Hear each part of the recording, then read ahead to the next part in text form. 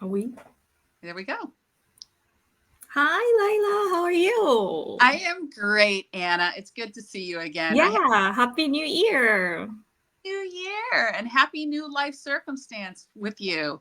Yeah, thank you. So, as you know, January is Cervical Cancer Awareness Month, and I am so excited to be here with you. It's our first below the belt conversation of this month. Yay! Yeah, I'm excited too because I think this gives us and other community members an opportunity to have a really good, authentic conversation about where we are in our cancer journey, what's going on a national level with Survivor and with Cervical Cancer Awareness Week. So, this is a great opportunity for us to sort of open up the field to a more intimate conversation between you and me, and also a more general knowledge conversation for others. Yeah, exactly. So, let me start with my story. Okay. It was actually January in 2021 during pandemic. I got a call from my doctor telling me I had a cancer. Oh, she is taking a break. Okay. Anyway, and it was out of the blue. I was in a total shock because I never missed my pap routine pap test, and I thought I was healthy. Then boom, I had a cancer. Well, I had to go through radical hysterectomy and radiation. Oh, okay. Yeah, but I guess I thought it through. And now I am 3 years out from treatment. I am cancer free for 2.5 years. So I think I'm in a happy place, but I felt like, I was ashamed and guilty. I kept my diagnosis very private, so only few family member and close friends knew about it. So, what was the difference that made you decide to share your story so freely? At what point did you transition to a more open attitude towards sharing your story? Yeah, that's a good question. So I was grown up in Japan, and Hmm. it was almost natural to keep it private. We Okay. don't talk about those hardship or disease or, HPV is considered like sex related, so we don't talk about those things at all. Okay. But then I found Survivor, which is a community of the women who went through something like me. Hmm. And I learned that telling my story could save lives. And also, that's healing.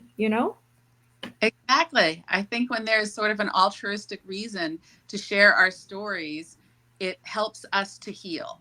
Yeah. So, what's your story? What's your It does. diagnosis? Was like, oh, Not only do we have the physical ailments, but it also comes with a lot of emotional baggage. I think any cancer diagnosis does, but for those that are related to a sexually transmitted disease, it has an extra layer of mhm. difficulty. So I can see why it took you a while to embrace bravery in telling your story Yeah. for the point. Yeah. So, Lila, what's your story? So my story comes with all sorts of things. So not only do I have cervical cancer, and I caught it in an early stage, which was very fortuitous. I really am. I do think it was divinely inspired that I was tested for HPV at a certain point.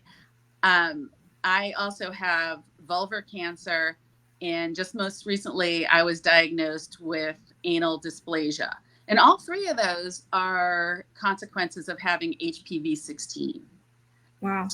I found out, actually, it was 5 years ago this month, I found out that I had cancer. And prior to that, the previous year, I had found out that my husband of 36 years had been serially unfaithful and had been engaging in very dangerous practices. So I think my emotional turmoil kept me from getting a pap smear for about 18 months. I had been very good about getting them prior to that. Never thought I was vulnerable to a sexually transmitted disease. Really never thought I was. Mm-hmm. I found out about his infidelities. I did go and get tested, and they didn't offer the pap smear at that point. So I think that was, they were remiss in not testing me for it. And I was negligent in not pursuing that because it just was not on my radar. I was traumatized. Wow.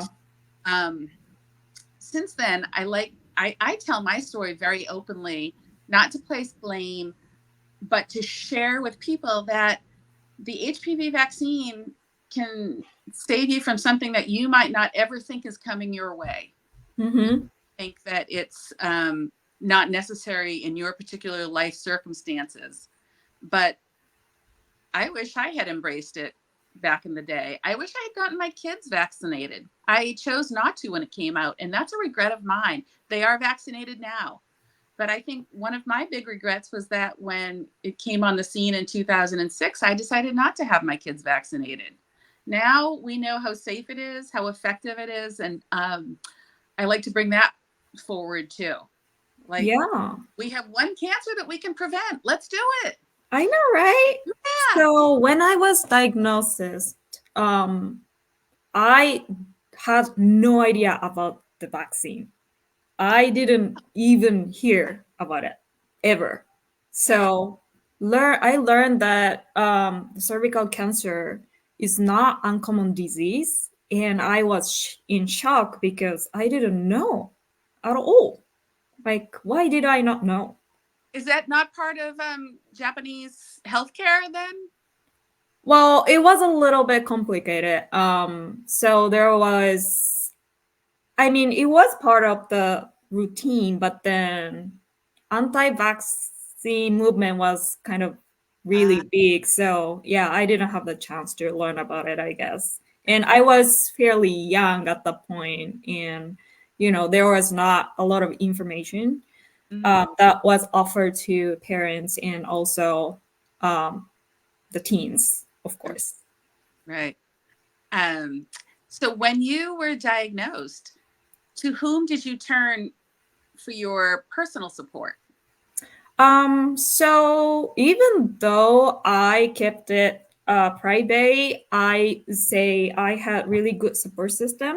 Hmm. So what my husband was able to take like leave from work for taking care of me, and my mom flew Hmm. all the way from Japan to take care of me and Uh, us. And we have a very close friends who offered us like cooking meal or transport to hospital or take help taking care of like house and stuff. So okay. I had really good support system going through treatment. How about you? Wow. So I come from, Did I lose her? so they were super supportive, and I have very good close friends. Mm-hmm. That was, I mean, they were just phenomenal. So I always felt emotionally supported. However, I was missing out on people who had had a similar experience. So when I found Survivor, it was as if the whole world opened up to me, and I had people who had been through things that I was going through, who knew what it was like to be diagnosed with this very difficult cancer. And that was really like a balm to my soul. I felt so embraced and accepted, and I felt part of a community.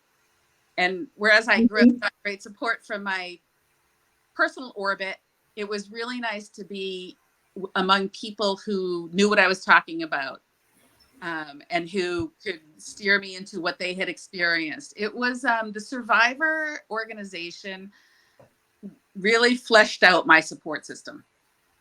Yeah, I can so relate to it. As you know, I kind of powered it through treatment. And then after everything is completed, I felt like I was lost. Like, what's now? I wanted to go back to normal life, like before cancer, but my body didn't cooperate and my mind was not in the right place.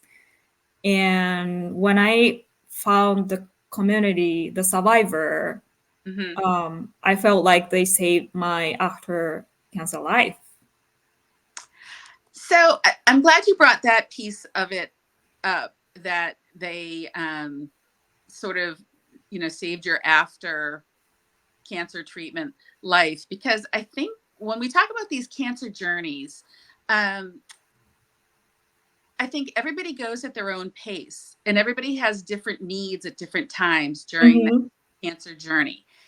And what I love about Survivor and the Cervical Cancer Support Network is that there's always somebody who is in a similar place as you are, who is going through things at the same time. And we have to give ourselves grace to go at our own pace in embracing our diagnosis.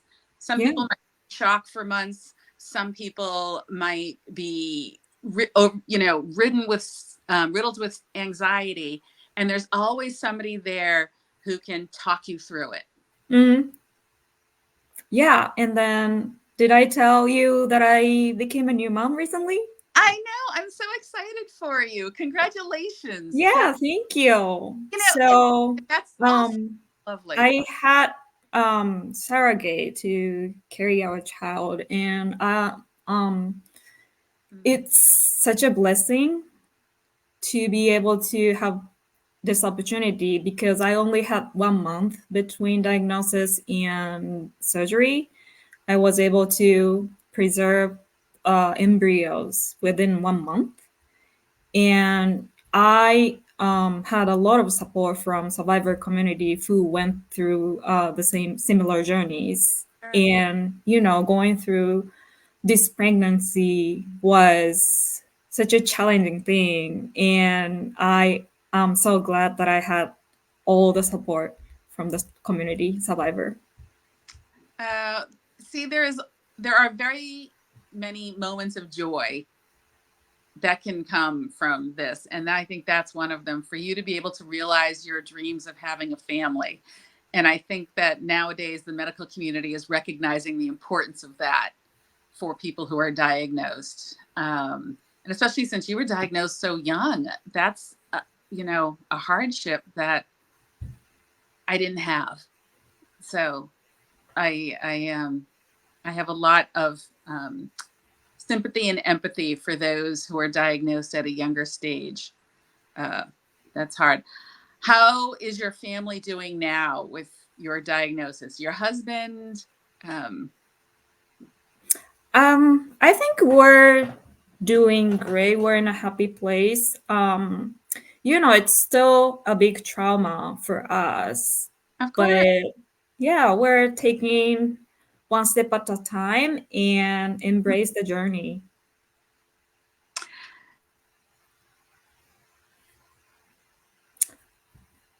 Oh, I want to talk. she. Sorry, I want to talk a little bit more about the survivor community, because Mhm. I think there is trauma. There's no getting around that this is a traumatic event in anybody's life. And if we can lessen that trauma by joining a community of like minded women who have been through it, then that's the word I want to get out. I want to get out the word about getting vaccinated, that, you know, life is going to throw us some curveballs, but if we have other people helping us catch those curveballs, we're good. So maybe you could talk a little bit about what's coming up for Survivor. Yeah, sounds good. So I know we're closing in on the end of our conversation, and I'd like to make sure I announce the next event Hmm. on Friday, January 5th. It's a virtual workout powered by Survivor Slim Down. Okay. Um, Yeah, it's 1 hour workout session from 9 to 10 a.m. in Eastern time with the Survivor Wellness Advisor Patty Murillo Casa. Sounds Okay. exciting. It does sound exciting, and we all need that sort of movement to keep our mind and body and our souls intact while we go through this. I also wanted to mention that the Survivor website, Mhm. Cervivor .org, is also a great place for resources. You will find all sorts of information for anybody who's new to this diagnosis, for anybody who has been who has had this diagnosis and needs more support and wants to find out how they can help. The biggest way to help that I think is to share your story. So sharing your story and some of the cultural factors that you had encountered is super important. Maybe it'll resonate with others. Mm-hmm. Have that. Exactly. I share my story so that I can spread awareness of how HPV, you might be vulnerable to HPV and you don't know it. So I think sharing stories is the best way to get the message out that there is community, there's support, there are things that you can do to help in this area. So please go to Survivor, CERVIVOR.org, and check out all the resources that we have. Sounds great.